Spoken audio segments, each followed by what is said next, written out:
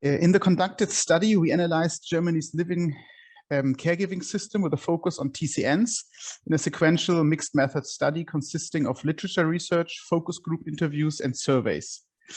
We assessed in which way TCNs can be and currently are posted to work in Germany as live-in caregivers. And we conducted surveys with TCNs, added a control group of EU citizens who are also working in live-in caregiving. And we prepared, validated, and corroborated our research and surveys with focal group meetings of live-in caregiving company representatives and lawyers. The results are that for TCNs, it appears to be easier to get a work visa in some EU countries other than in Germany.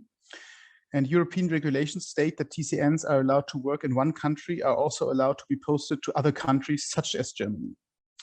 To check whether a TCN work cross-border is legal, they can apply for Wandererstvisum.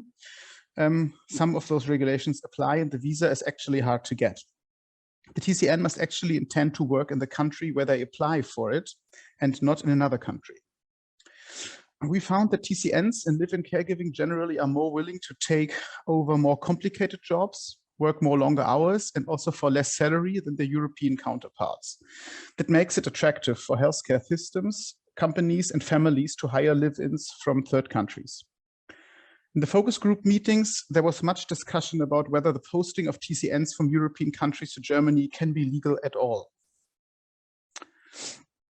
The method of TCN working in German live-in care system was unanimously judged to be not safe for TCNs and companies by all professionals. That is against the needs of the German society. Especially Germans elderly are in dire need of more caregivers, especially such trained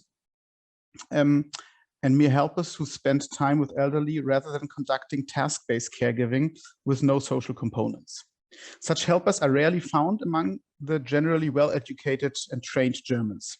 Thus, tapping unskilled workforce from non-European countries is a valuable addition to the caregiving sector. Further research and political debate is needed.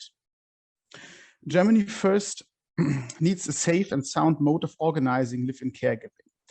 Then a more precise evaluation of the European and German legislation and economic situation is needed to develop a plan of how untrained TCNs should be allowed to work in Germany's healthcare sector and live in caregiving.